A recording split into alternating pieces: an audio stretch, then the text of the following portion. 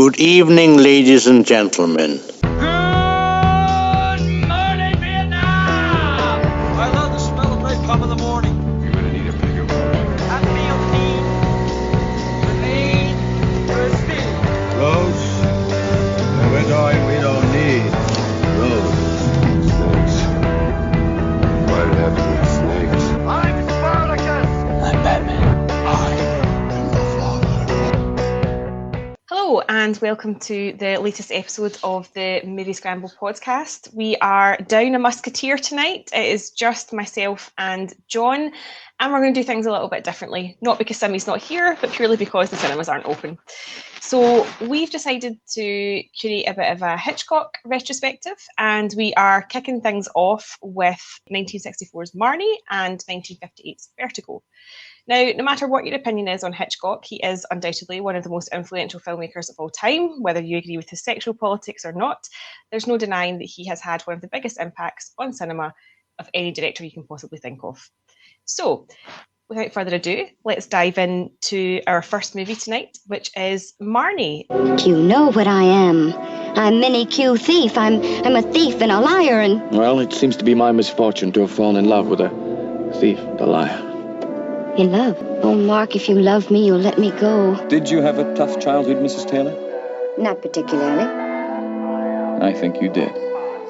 I think you've had a hard, tough climb. You don't love me. I'm just something you caught. You think I'm some kind of animal you've trapped. That's right, you are. And I've caught something really wild this time, haven't I? I tracked you and caught you, and by God, I'm going to keep you.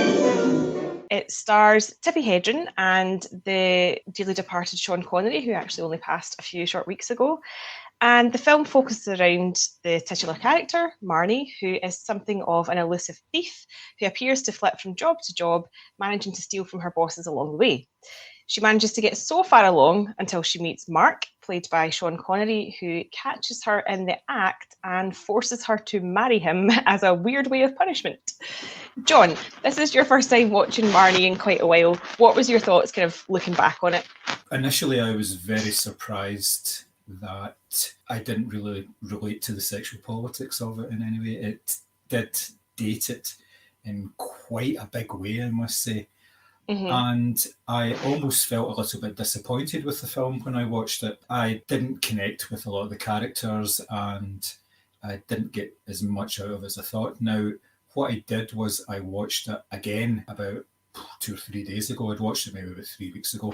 And the second watch of it, I far more enjoyed just because I get really, really into it this time. It was almost like a completely different film for me, just because of the way that I approached it the second time, knowing the sexual politics of the time and not discounting that, but putting that to the side and focusing more on the story elements and the various Hitchcock elements that tend to crop up on an awful lot of these films. So yeah, I did actually really enjoy it, and I surprised myself by saying that for the second time, but I did get more out of it. What did you think?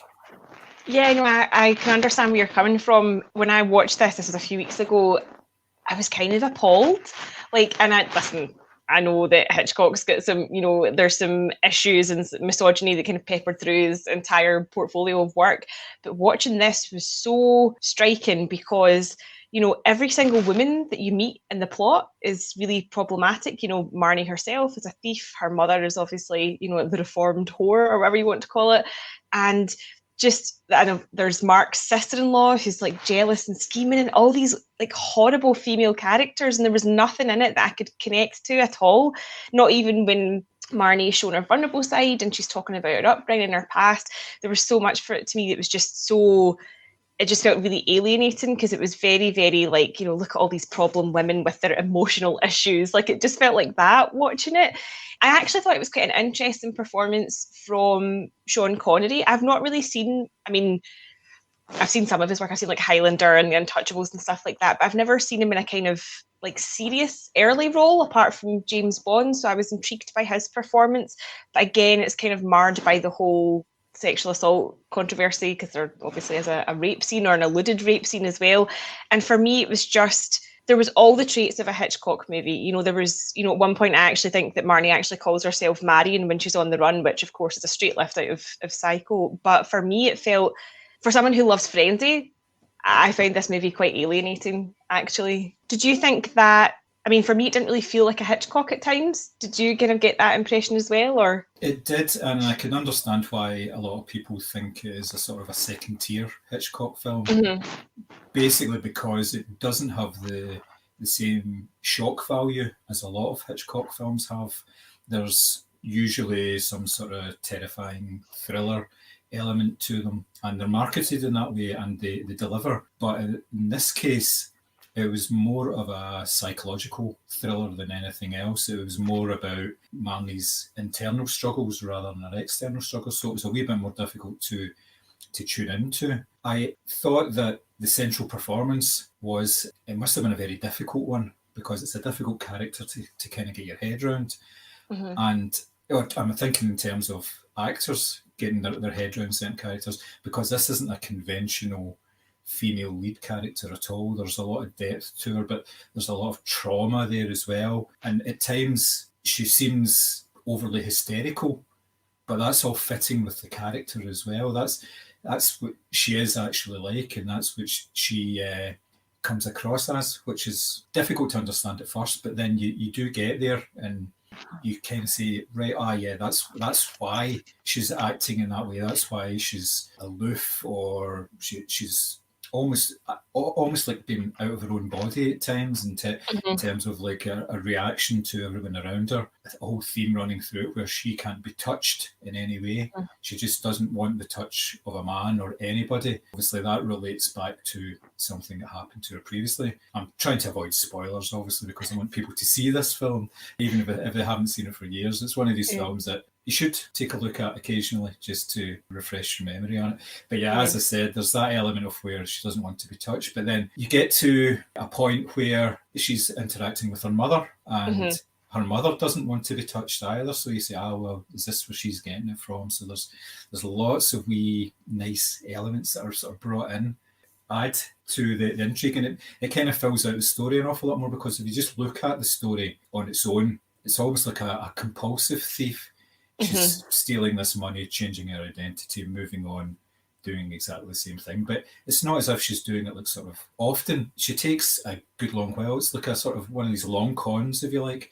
She gets herself settled into a place, steals a substantial amount of money, moves on to the next one, does the same thing again. But there's this whole compulsion about her, which it plays really well. But in the way that they try to get that across, is they take I was surprised actually how much they took their time with this film, because obviously there's the initial scene where she's working in an office, and she goes through the whole process of stealing everything, all that, and you get introduced to the character of Mark quite early on, because he's a client of theirs, and then it takes it from there, and it basically takes you through everything. There's no secrecy about what she does. There's no mystery or anything. The mystery is all about herself. It's all within her mind and everything like that. So it's a strange one. It's not a straightforward story as far as I was concerned. Yeah, I think that, and it kind of sets a tone from that, because once you see her you kind of realise that she's the woman they're talking about that's stolen from the office. She goes home to visit her mother, and she kind of, as you say, it kind of looks like she's having this sort of out-of-body experience. Her eyes aren't quite focused, and, you know, she says something to her mum about, you know, yeah, that's because you don't really love me. And straight away you're like, oh, wow, this is kind of like, she's a very emotionally complex character. And in a way, it kind of reminded me almost of like Sally Bowles from Cabaret, that kind of vulnerable sort of Liza Minnelli performance. Now, I know a lot of people watch that movie and get annoyed by Liza Minnelli's performance. And similarly, I know a lot of people watch Marnie and think it's, you know, it's over the top kind of histrionic sort of thing. So I think there is a kind of overlap there of that kind of vulnerable woman who doesn't really know how to express herself. So she chooses to do it through these kind of like, you know, overwhelming tears and sobbing and all that sort of thing. But it kind of plunges you straight into maybe the mind of the character straight away by just that one kind of, as I say, she kind of zones out momentarily and just says, yeah, but you don't really love me, mum. And then she kind of zones back in and of course, no, you do. And it all kind of falls back into place again. And it's like she kind of starts to repeat herself. But yeah, I think that her and Mark are nice contrasts to each other, because not that I'm saying that Sean Connery's not got much range, but he's quite a stoic character. Like he's very like, he's supposed to be this kind of businessman, and he just sort of, he does what he wants to do, and there's a process from A to B, and he's going to, help to fix Marnie and blah, blah, blah. And it's all very logical.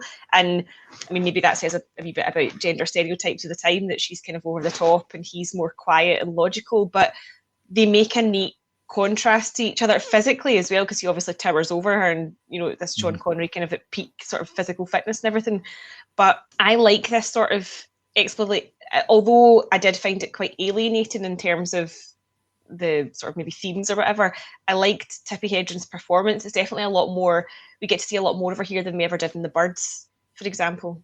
What kind of elements would you say in the movie did you feel were sort of typically Hitchcockian, if we can use that as a descriptive word? What kind of elements of the movie made you feel like, okay, I'm in it now, I'm watching a Hitchcock movie? Well, there's the Hitchcock blonde element, because Marnie goes from being this black-haired Raven-esque figure to a blonde when she changes herself, and it's done in a very dramatic way. There's Marnie's theme playing underneath it as she's like rinsing out all the black from her hair, and then she sweeps her hair back and it's all blonde. Can I just say, as a blonde, that would never happen. Like that's one thing that really pisses me off about films, is like people dye their hair blonde overnight. But yeah, no, sorry for interrupting. It was one of those points in the movie when I watched it and I was like, oh, here we go again. She's dyed her hair blonde in one shot. Yeah, I mean, that wee bit reminded me of Gilda. Oh, yeah. You're introduced to the character of Gilda, and it's the sweep of the hair back and all that. Yeah. So you could tell it was a Hitchcock film from certain elements. There was a lot of the back projection, which he tended to use quite a lot. There was also the matte painting at one point of the big ship at the end of the street. That was cracking. He get pelters for that at the time because it was so old-fashioned looking and everything, yeah. There was the use of the likes of fake thunder and lightning, because thunder and lightning is, I don't know, I've never been in a situation where thunder and lightning are like you get in the movies, where it's just this massive big flash in front, just behind you in the screen and all this sort of stuff. Just so enough to beautifully light you. yeah. So there was all that, and obviously the use of like colours. Crimson is used an awful lot in the film to signify danger. It's like a trigger colour, and that's something that he uses an awful lot. And well, there was 3 particular scenes that I thought were very Hitchcockian. One was the kiss between them. After, I think it's actually in that same scene where there's the thunder and lightning and the stuff comes, all the stuff crashes into his office, and he kisses her, but he kisses her by kind of moving his mouth down her face, and it's very close up, and it's just it looks absolutely fantastic, and it looks obviously very erotic and everything. I mean, there was an interview with Tippi Hedren about it, and she said there was nothing even alluring about it. It's a very technical shot. All the lights are really close in. The camera was about a foot away from her, so, but that kind of element was sort of typical Hitchcock. There was another one where there was a party, where they were having the big party, and there's a crane shot where the camera slowly descends down the stairs, and you're kind of thinking, right, what's going on here? There's something happening, and it opens the door, and it's a big surprise. It's a surprise reveal in the door, which was excellent. That really reminded me of him. That really reminded me of, the shot in Notorious where it goes down the stairs and then you just see the key in her hand. That I was like, this is like the exact same shot. But I get what you mean. And there was a third one where she is stealing money from Mark's firm, and the way the camera is positioned, it's positioned right in the middle. So half of the shot is taken up with her. It's a long shot, so you see the entirety of the office. So you see her actually in opening up the safe and everything, and then at the same time the cleaner coming in the other half. And it's just the way that it's positioned. It's just like, you couldn't really think. I mean, you've seen it done so many other times since then. Tarantino's very open about his influences, and one of his influences is obviously this type of long shot that they tended to use. But Hitchcock was one of the sort of the pioneers, the first one that really sort of brought it to the fore, Hollywood film. So through that, you can tell, this is a typical Alfred Hitchcock film, and it kind of puts you at ease as well, because you're in good hands. You know that all the building blocks are there, so you can enjoy the whole film because of that, because all the elements are there for you to work on. You don't think, oh no, this is going to be a wee bit different. It's going to be And then, of course, I you've think- got Bernard Herrmann's score. Yeah, oh, of course, and even just the costume. I'm pretty sure it's Edith Head. The costumes for this as well. The suits are very safe. You know that like they're very familiar. Even if you don't even know anything about movies, you look at the styles that Marnie's wearing, and even the kind of sort of, I don't know if you call it like golf club sort of esque gear that Mark features in quite a lot. You know, like the whites and the cottons and stuff like that. And I feel like that's quite comforting as well. To me, it does feel like a different Hitchcock film. It doesn't feel like, you know, your big kind of blockbuster like, you know, your Psycho or The Birds or whatever, because there's no clear and present threat. It's all, as you say, internalized. But yeah, there are obviously elements. And as I said earlier on, there's one scene where she's driving away, and I think she actually uses the name Marion, and it just reminded me straight away of Psycho, of her leaving the office, having, you know, done the same there. For one of the things that I'd read while I was kind of looking this up was some kind of reviewers and sort of theorists and whatever had said that they see Mark as Marnie's saviour. And that thought had just never occurred to me, because I used to sort of crack the joke that the only reason he helps her out is because he's desperate for getting his hole, basically. But on reflection, I can see why some people kind of, because he does kind of go through a wee bit of a personality change. At first, he's very rough and aggressive, and he just wants a wife to perform wifely duties, if we can put it that way. But there is a sort of softening to him. Do you buy into that whole concept of him being her saviour, or is that too much of a stretch? Not so much a saviour, but the way I looked on it, he was treating her like a project. He was treating her like a scientific experiment, because he was using psychological techniques to try and get to the bottom of her psychosis, for a better word. But he was also applying, he said he had like a background in zoological studies and everything, so he was applying that kind of thing to it as well, the kind of fight or flight elements that Marnie kind of showed in certain places. So yeah, I can see why he was trying to, from a psychological point of view, he was trying to fix her, so therefore he was trying to save her. But it did seem as if he was doing this for other reasons as well, rather than just getting, obviously, it was just wanting to get his end away, but which I didn't quite understand, because obviously back at the house there was it Lil? Well, the sister, or her sister-in-law. Yeah, it would have been weirder if it was his sister. The sister-in-law, who was obviously totally in love with him, and he wanted nothing to do with her. I don't think she was interesting enough. For me, it was she wasn't a challenge, because she was so obviously infatuated, and the fact that this woman was actually physically, like, obviously this was news to him that women could be physically repulsed by him, but I think that made it more exciting, which is wrong on so many levels. But I think it was the fact that, you know, Lil was literally throwing herself at him, and that was of no interest to him, which kind of ties in with what I was going to say next. The one sort of section of the movie that I feel has aged horribly, only because of the special effects that were available at the time, is the hunt. So obviously a massive visual metaphor for, you know, kind of Marnie and her life, and Mark sort of chasing her and whatever.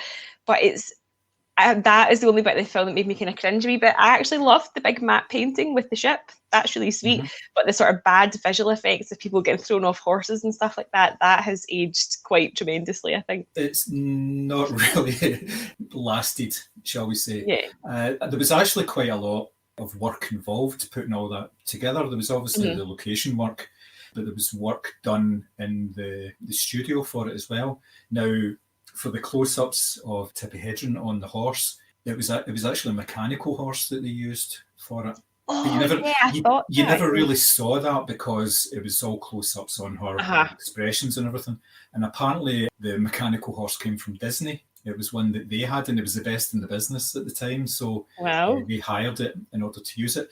But they also used a treadmill in the studio with real horses for part of it, because if you see some of the scenes, you'll see that, especially Lil, she is actually riding a real horse, but she never actually did any location shooting. She did all her shooting in the studio. So this massive treadmill that they used for it, apparently that Hitchcock wanted as much realism as possible, because using fake horses kind of, like I say, it could have looked a lot worse, and you didn't need like close-ups on every single member of the hunt, so they had to get people with real horses. So he suggested using the treadmill, and everybody was saying, "Are you nuts? You can't use a treadmill on horses.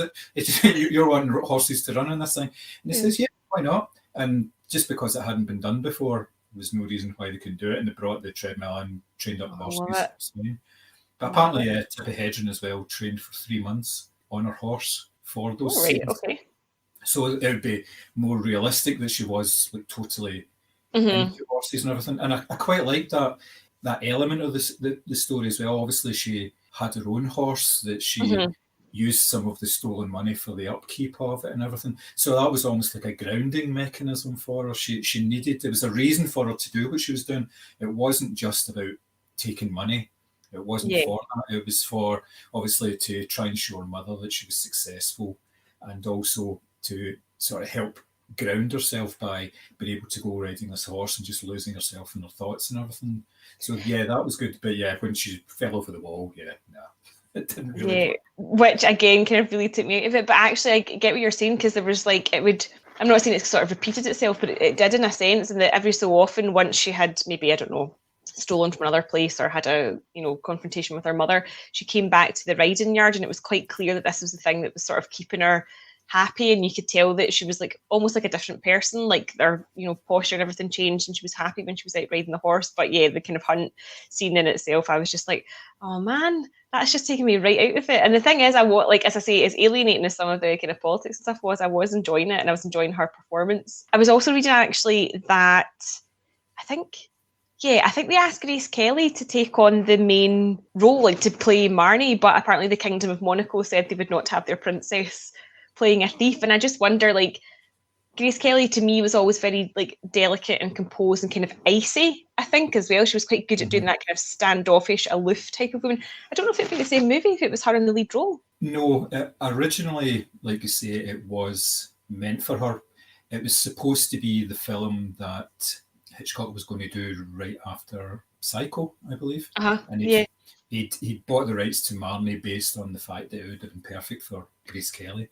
And apparently they had agreed to do it, and she'd got agreement from her husband and everything, but the film got delayed, I think it was. And then Grace had some sort of marriage difficulties, which meant that her husband was just like, no, I don't think it's a good idea if you start going back and doing other films. And Hitchcock quite gracefully accepted it and says, it's just a film, there will be other times, which obviously there weren't. Yeah, she was set for coming back, and the agreements and everything were in place for it. So to rejig it afterwards, obviously they went on and did, was it The Birds that came after? Yeah. Yeah, and obviously Tippi Hedren was in that, and her performance in that got her the gig in Marnie as well. Yeah, you would think after all the... I was just going to say, you would think after all the bodily torture she went through in The Birds, she'd be like, fuck working with this guy again.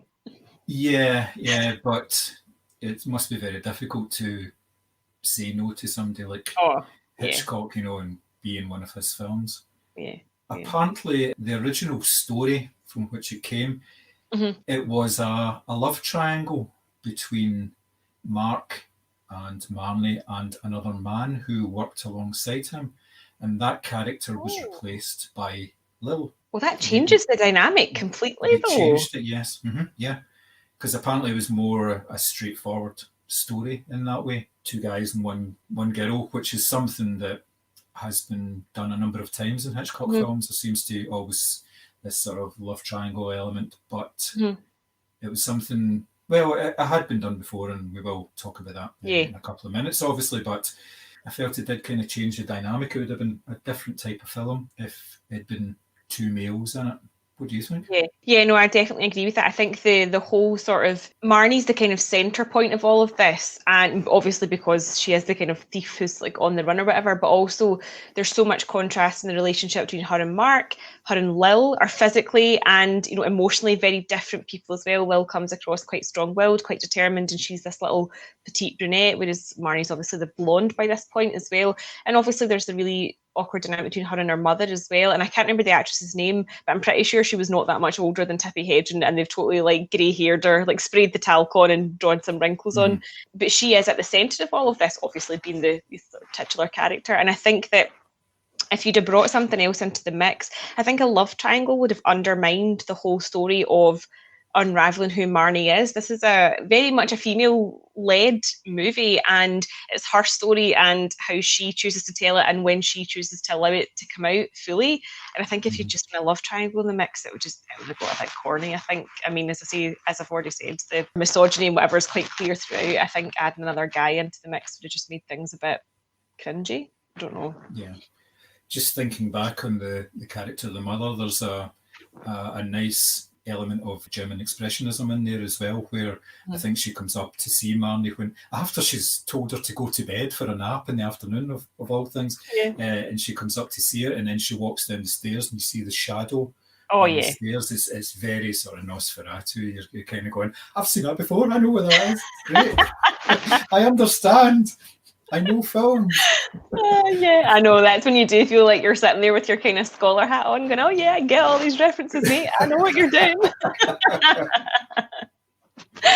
Yeah, I mean, I think that it's definitely a film that's worth watching. I think it's a film it's quite shocking, but not in the usual hit. Like, you know, there's not going to be the getting stabbed in the shower or the screeching violins or anything like that. But it is a film that will shock you. I'm not sure it's a film that many people could emotionally connect with, but I think that's kind of the point as well. I think the whole point is you are supposed to be alienated by her because that's how all the other characters around her feel. But I definitely think it's worth watching. I can see why some people think it's like a kind of B movie or whatever. It's not top tier, but I think there are good solid performances in there, and there's very, you know, clear Hitchcockian tropes or whatever you want to call them. I think it's definitely an interesting movie, and I think that when you look at, you know, Hitchcock's films sort of going from, you know, the early stuff like The Lodger and stuff like that right through to, I think is it Family Plot, that's the last one, you can kind of chart where he is emotionally as well himself. You know, there's a lot of frustrations and studio things and stuff like that as well, and I like this because it's quite garish, it's quite brash, the colours are very loud. You know, she goes from the extreme black hair to the brassy blonde, and there's a lot of contrast in it, and I kind of love it for that. But as I say, it's not a film that you're going to go into and you're going to feel this. It's not going to make you scared, and it's not going to make you connect with people. It does kind of make you feel a wee bit on the outside, but I think that's okay. I think that's the point of it. Would you agree? Yeah. Oh, yeah, totally. It's... As I said at the top of the podcast, it was one that I didn't connect with the first time, but I understood it better the second time because I went into it with a slightly different attitude. If you've gone with sort of more traditional attitudes, like you say, if you're hoping to root for somebody or you're wanting to get scared or frightened from the master of suspense, then you may not get that here, but it's definitely a rewarding film. It really is. Yeah. I know, I definitely agree. I think that I suppose there's one connection between Marnie and Vertigo, is that they're both based on books, and seemingly what Hitchcock used to do was like blind buy books. Like he would go in with like a fake name and stuff like that because he knew that if he went in as Alfred Hitchcock, people would charge him a fortune for the rights. So he decided just to go in as like, you know, Joe Bloggs or whatever, and that's how he acquired all these really cool scripts. So yeah, I mean, the next film we're going to look at is 1958's Vertigo. It stars my beloved Jimmy Stewart and Kim Novak. Vertigo, a feeling of dizziness, a swimming in the head. Figuratively, a state in which all things seem to be engulfed in a whirlpool of terror, as created by Alfred Hitchcock in the story that gives new meaning to the word suspense. We'll just ignore the fact that there was like a 40-year age gap between them and, you know, they're obviously playing romantic interest in the film. That's fine. The movie's it's an interesting one. It regularly tops the sort of Sight and Sound, you know, top 100 movies of all time ever. It's considered a total masterpiece, classic. There's, again, a wee bit like Marnie, there's so much of it that's very, very obviously Hitchcock, and there's so much of it that is like wild and really progressive and really new and exciting. It centres around the character of Scotty, played by James Stewart, and he is hired by a former friend, because he used to be a private detective, to track down his friend's wife, Madeline. And he thinks that his wife has gone crazy. She's convinced that she's something to do with an old painting, and he's asked basically Scotty to put on his detective hat one last time and work out what's going on. Now, Scotty has been in an accident. He nearly fell off a roof and has hurt himself. So he's suffering from vertigo, which is where the film gets the title from. Ta-da! And so he's sort of dealing with this kind of illness, a wee bit like Rear Window. He's kind of debilitated by his current situation. So he's dealing with this illness while he's also trying to track down this mysterious woman who, of course, again, is the classic beautiful Hitchcock blonde in a stunning grey-fitted suit. It's been a while for me since I have seen the movie. I don't think I've actually watched it since uni. John, was this a recent watch for you, or is this something you've come back to? It's something I've come back to. I've seen this film maybe 4 or 5 times over the years. It's been a couple of years since I've watched it, to be perfectly honest, and I was interested to watch it because I don't think I'd seen the restored version of it, which was the one on the DVD and Blu-ray release, which is kicking about just now. So yeah, it was something that I thought I was familiar with, but with all Hitchcock films, there's always elements that are there to surprise you. The first one was the way that the first 10 minutes of the film basically tells pretty much all of the story for you. Yep. It introduces the character of Scotty, it introduces how he got agoraphobia and therefore vertigo. It introduces Midge, his friend, and who's madly in love with him. But firmly in the friend zone. Because she wears glasses and she has short hair. And then, like you say, it introduces the character that he's, I've forgotten the name, his friend, who he goes and visits and takes up the offer. And then at the end of roughly about 10 minutes, he sees Madeline for the first time. And it's just, you can just see in his eyes that he's already completely obsessed by her. And it's a fantastic way to open a film. There's very few films that do that. A lot of them tend to tease things out for you and they don't kind of set the stall out right away. But this one totally does. It's in the same way that it completely unrelated, but Die Hard does exactly the same thing the first 10 minutes. If you watch that again, everything you need to know about that film happens in the first 10 minutes. It's absolutely phenomenal.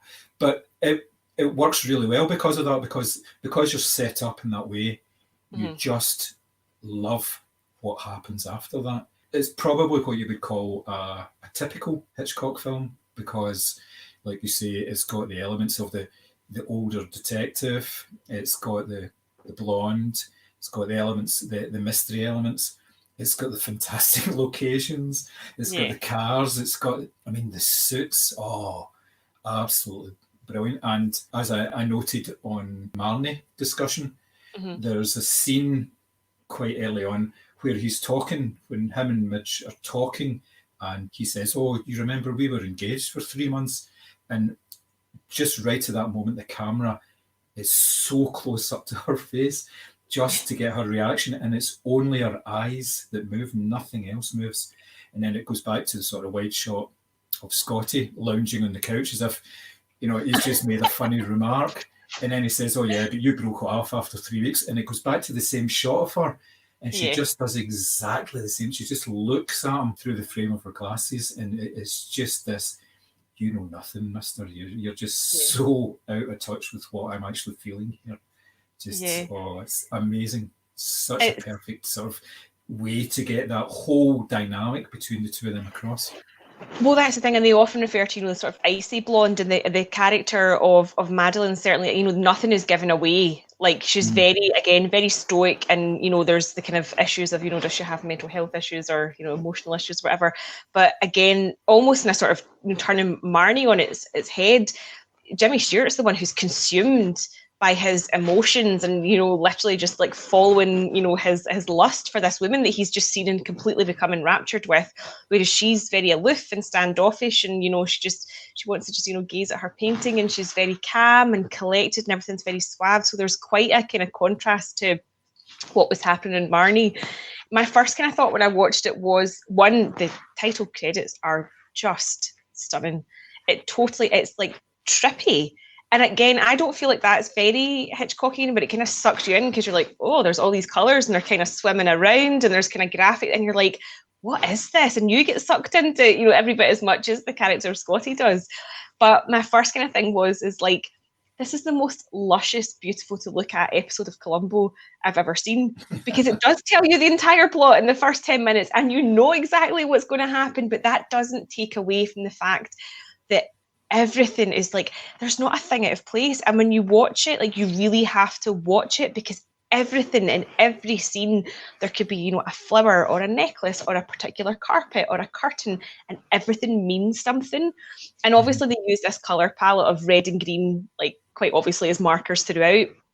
And once you start paying attention to that, you're like, that car's green, that carpet's green, those grapes are green, those curtains are, and you just see everywhere. And you kind of get sucked into this, almost like, I'm not saying like on the same scale as the character of Scotty, but you're seeing things everywhere that you just assume is dripping with subtext. And whether that was a conscious choice or not, I'm quite sure it was. But you become sucked into this little world of Scotty and Madeline and their relationship. And I understand why a lot of people think that I think Vertigo's quite a Marmite film. I think some people really don't like it, and obviously other people think it's the best film of all time. I love it. I think it's one of the strongest Hitchcocks. I think and they go back, and as you said, it's got the locations, it's got the cars, it's got the suits, and it's got everything you want from a good movie to sort of keep you hooked from start to finish. Because, obviously we're not doing spoilers, but there is quite a big switch and dynamic maybe 3/4 of the way through the movie, and again it takes you on this other sort of trip as well. But looking at it, you can see like, oh well, I think I recognise like David Lynch in that, or I recognise Tarantino, and of course there's their famous Vertigo scene, which it's only just occurred to me is like damn near exactly the opening sequence of Mad Men, which I never had noticed before. But I was sitting watching that going, I recognise that. How do I know that? And I was like, that's Mad Men. It's the exact same thing. And it's amazing that film, that actually bombed and was really commercially just was a disaster, is still having that much influence on another kind of iconic, kind of aloof cult TV program. Yeah, I think one of the reasons why some people don't connect to it is because there's not an abundance of story to it. Mm-hmm. And the film takes its time telling that story. If you think about it, there's a sequence of maybe about 15 minutes where all that you're seeing is Scotty following Madeline. So he's driving, and there's a lot of reprojection and stuff like that. Again, you're going, I recognise that. But anyway, he follows her about. So you see him driving. It doesn't just cut from one to the other to all the places that she actually goes to. You get all the bits in between of him just following her and tailing her, and then she goes in to buy the flowers, the bouquet of flowers, and there's an extended period there where you're just soaking in this character of Madeline, because she's not doing anything.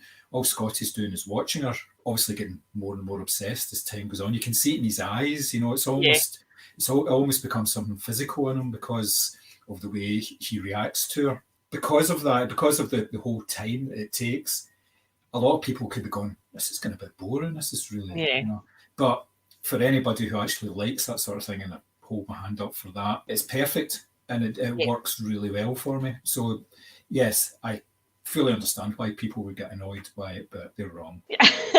What I love as well is that, between the two characters, between Scotty and Madeline, you don't have a reliable narrator, essentially, because there's major question marks over, at what point does Scotty stop being the detective and what point is he just a fucking stalker? And at the same time, you've got this Matt who you've been set up to believe is losing her mind. So straight away, that little idea has been dropped and you're like, okay, well, we can't trust her either because she's clearly up to something. So the film doesn't ever let you rest, because it does make you question everything that you're seeing. You're like, oh, well, was that right? Or did it, did she look that way? Or what was that? Was there the way somebody said something in a slight tone? Was that something to do with, So it does kind of make you question a lot of, what you're seeing, which again, obviously kind of plays into this whole idea of, he's kind of losing his mind throughout it as well. One thing that I thought you would appreciate actually is it claims to be the film with the first known use of the trombone shot, right? So there's the scene, obviously, to make the stairs look longer and to emphasize this, height and sense of vertigo. But I swear that when we watched M, when the mother leans over the banister to try and call her child up for dinner, and they claim that's the first trombone shot. I think that was done decades before. I think with most things like that, when they claim to be the first, it's usually the first commercial use of it, commercially seen use of it, rather than, if you think about it, how many people would have seen M in the 1950s? We're so cultured. And again, they use the same shot. They used that in Marnie as well, didn't they? They used a trombone shot actually I think, in the final act of the film in Yeah. the mother's house that they elongated the Yeah. room and bedroom behind it. Yes. Yeah, it's strange how these things actually sort of gain some notoriety for that sort of thing. It was used quite sparingly as well. They used it maybe 3 times, I think. in Yeah, the it's whole not film. like, oh, heights. Oh, it's not Yeah. overdone, 'cause that would just become cartoonish. But when it is used, it's used very, very effectively. And I think that, I mean, without going into too much detail, the scenes that they use them in obviously are this bell tower, and that in itself makes me feel ill because I just think claustrophobia, really dark, really tight space. And when it does sort of draw itself up like that, you are kind of a bit like, whoa, that looks like a long way to the bottom. So when it's used, the effect is incredible because it's not over the top. And I think, Hitchcock, for all his sort of, hyperbole and drama and all that sort of thing, he was never clownish and never cartoonish, and I think that's why this works particularly well. That shot, whether it is the first one to use it or not, I don't know, but the shot does work. What did you think of the sort of supporting characters in this? Do you think they were too far in the background and it was just really focusing on the sort of 2 main leads, or do you think they had actually something to contribute to it? I mean, I kind of love the character of Midge, right? Because again, she's like, hangdog expression, like obviously clearly in love with Jimmy Stewart, and why wouldn't you be? He's just lovely. And she's this kind of, she's talented and she's dainty and she's this little bird-like thing. But I don't ever feel like we get, apart from, as you say, that kind of flippant remark of like, oh, we were engaged, I don't ever feel like we get to know any of the other characters, because I think, or maybe this is just me, but I feel like I become swept up in the Scotty Madeline thing, and almost everyone else in the periphery, it's not that they don't matter, it's just that you do become kind of consumed by this. And I feel like even when those two kind of main characters are in scenes where there are other people, your focus is always on them, whether that's directly through camera work or it's just because nothing else seems to matter. I don't know, maybe I'm reading it wrong, but I feel like out of all the supporting characters, Midge is probably the most prominent.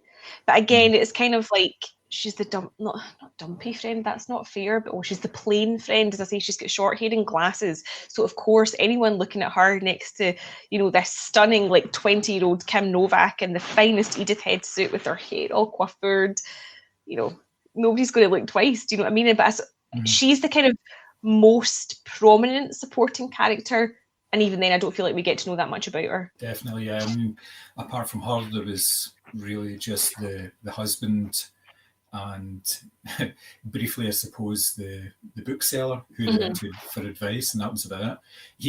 He came across as some sort of ex-Nazi or something. Anyway, the way he was talking. There was an accent going on. Yep. There was a wee link between the name of the bookshop, which I can't remember offhand, but it had something to do with shipbuilding. The name of the bookshop, Oh, right, obviously okay. he was actually went into the shipyard to take on the job at first and everything as well, which I thought was it, because I remember looking at the name, thought I better go and look that up, and it was there are obviously small links in there. There was obviously a couple of signposted elements to the film with Marion's hair and, as I mentioned, the bouquet and the necklace. Now, for all that I love this film, I thought that was a little clumsy in the way that they actually brought these things. Not so much that they brought them to the screen the first time. They had to then reintroduce them in the form of a conversation between Scotty and his client. And he was saying, oh, have you seen the bouquet of flowers? What do you think about the hair? Have you seen the, as if you'd missed this, and you didn't really miss it, because when you get introduced to it the first time, there was a close-up of this bun in her hair. And then the camera moves up to the painting she's looking at with the bun, and you're going, right, so there's a link there. So you don't need anything else. I get what you mean, and I don't know what the source text is like, but I almost wonder if maybe was that really complex, was that really heavy, or is it just because, I don't know, did Hitchcock think the film was going to bomb because it was quite complex, and so therefore he did put in these kind of signposts and things? And obviously the film was a commercial failure, which coincidentally he blamed on his 2 lead stars. He said they had no chemistry, but I don't know if it was because maybe he personally thought that it was maybe a bit kind of complex, because it is quite a wild ride compared to some of the other kind of more straightforward. There's no birds attacking a bunch of kids or whatever. It is quite complex. So I feel like sometimes these things are kind of shoehorned in, and that happened as well in Rear Window, and there's kind of a wee bit of nudge, nudge, wink, wink in A Shadow of a Doubt as well, and to a certain extent Rope. But I think that I almost feel like he put it in to sort of make the film more accessible, and it's a shame because it doesn't need to be. It's a good movie, as you say. It sets its stall out very early on, so it doesn't actually need that additional, as you say, oh look, there's a bun and there's a bun. It's like it doesn't require that trust that your viewer is going to go along with this. Going back to what you said about the chemistry between the two stars, I wasn't expecting chemistry between them in terms of a sort of traditional romance, because it's not that type of story. It's a story of obsession and deceit. So it's very difficult, and for a lot of the film, it was a one-sided obsession. Obviously, that slightly changed as the film progressed and the characters got to know each other and everything like that. But it didn't matter that they didn't click, and yes, the age gap thing. They didn't try to disguise it, though. That's the thing. I mean, oh no, his hands are like really leather spotted. Yeah, he's got grey in his hair, but he's Jimmy Stewart. Like, why would you not be in love? The thing with the chemistry is he sees her and straight away he's like, you can see the fire has been lit. Like, as you say, he does this kind of thing with his eyes, and it's like, oh my god, this guy is head over heels, straight away. Whereas she kind of spends a lot of the first kind of third of the movie, I would say, like walking about in a trance. Like, she's very, very this total icy blonde and very aloof, and she's, there's a lot of posing and like delicately looking at things and sort of pointing at, and like, I kind of agree with you. Like, there's not meant to be a chemistry there. This is very much a one-sided, totally falling in love with the subject sort of thing. It's not meant to be a great love story. Yeah, well, I totally got that with the way that she acted within the first 2/3 of the film. There was obviously, we're avoiding spoilers here, but there was a whole reason why she was acting that way. There was a lot of, look at me, remember what I look like, and remember what I'm doing, and remember my odd behaviour. So yes, it was icy, but there are reasons behind that. Obviously, I'm not going to go into any more detail on that. Go and watch the film, people. Watch it. Watch it now. Finish watching it, listen to us. Aye, watch Marnie, then watch this and come back to us. I think the thing is, what I liked about it was it does, like, Hitchcock's kind of like, they always say he's kind of like, not voyeuristic, but there is this kind of like tingly, like you're looking at something that you should be looking at, like kind of the kind of peephole and psycho sort of thing. And I feel like that's what almost she was kind of trying to provoke, this sort of like, I know that you're looking at me, so I'm going to put on a show type of thing. And okay, it's not anything like ostentatious or crude or anything like that, but it is like, I feel like everything's very posed, and I think it sort of plays into this whole notion of Hitchcock being a voyeur or getting his kicks from, I don't know, his leading ladies or whatever. But to me, that's what it felt like. Yeah, there is a wee bit of that. I mean, if you think about the first time that you encounter her in the restaurant, you see her on profile, and he's able to take in everything about her, so he recognises her, so he'll be able to follow her and everything. Yeah, and it's very deliberate the way it's done. It's quite soft focus and all that well, there's a lot of that going on here. So.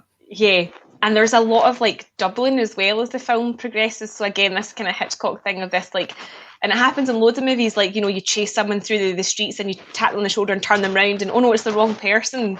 And that happens quite a lot as well. But I think this, again, it kind of played into this whole thing of like, do you really know who she is? Is he who he says he is? And what's actually going on here? And obviously, like, I'll not go into any other spoilers to do with Dublin and stuff like that, but everything felt very like staged, and then the more sort of things unraveled, the more everything else got quite loose, and the idea of identity and what people look like and who they are, and is identity performative, and is anyone really who they say they are, or do you put on an act and whatever?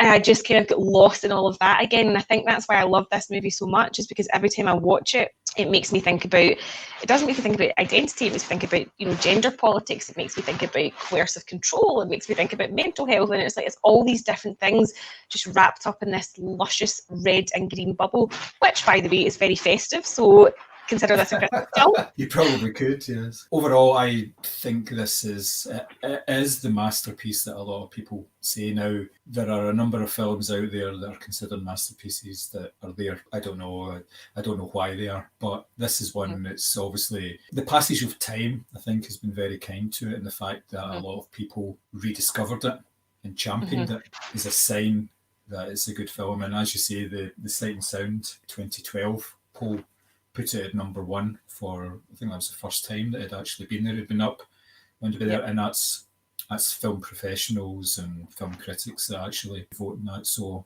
it must be something that a film is gradually becoming more and more of an icon. It can only sort of stay there as far as I'm concerned. I don't think it starts to really diminish in any way. Is it your favourite Hitchcock? I think it probably is, yes. Don't want to peak too early, obviously, in our discussions. But yes, I think it's probably him and his team at the height of their powers, because everything about it, from the cinematography to the costumes to, I mean, the Bernard Herrmann score is just amazing. It's always a sign of a good score when you can just listen to it on its own and get as much as you would actually watching the visuals. And it's right from the very start, like you say, in the opening credits, score fires in. And a nice wee touch there was it started off, it's in black and white. Yeah. And then it just goes red once you get a close-up on the face. Yeah, but it's just it seems to be everybody's sort of brought their A game to it, and it's a fantastic story as well. So it just all kind of works together. When you talk about classic Hitchcock, first thing I think of is Vertigo. There's another couple that are very close behind it, but yeah, I think this just noses it for myself. What about you? No, I mean, my favourite film of all time, never mind my favourite Hitchcock, is Shadow of a Doubt. I am kind of obsessed with Joseph Cotton's performance in that movie. I remember the first time I watched it, it was in a cinema, and I completely freaked out. Obviously, there's kind of breaking of the fourth wall, and he looks directly down the barrel of the lens as he's talking about his murderous spree. And I just remember going, oh my God, my whole body's like shivering. I was like, I don't like this, but I couldn't stop watching it. Vertigo's definitely up there just because of the level of complexity. And that's not to shit on like Psycho and stuff like that, because they're obviously classics. But for me, when I watch this, every time I watch it, I notice something different. I feel something different, and it makes me think about different themes, not to sound like an arse about it, but it does make me kind of, it challenges me every time I watch it, and that to me is a sign of a brilliant film. We've obviously started in a high with two very good films, which is obviously nice. Yeah. So for anyone that was tuning in expecting like a sort of Marnie versus Vertigo, that isn't this kind of gig. We're just here to talk about our love of them and not sort of pit them against each other. We're hoping to continue this Hitchcock series on the Moviescramble podcast. If you have any ideas of films that you would like to see compared and contrast, or just chatted about in general, the email address is podcasts@moviescramble.co.uk. I'm telling Simi, I got it right. And obviously, because we can't have our Moviescramble Christmas night out or go to any cinemas and stuff like that, we have time in our hands, so we're hoping to get this series up and running. But as I say, if you've got any comments, or you want to see a particular Hitchcock film discussed, we are at Moviescramble on all your usual channels. It has been a pleasure. I have been Mary, and my esteemed colleague has been Big Sexy John. Oh, thank you very much. Bye-bye. Bye.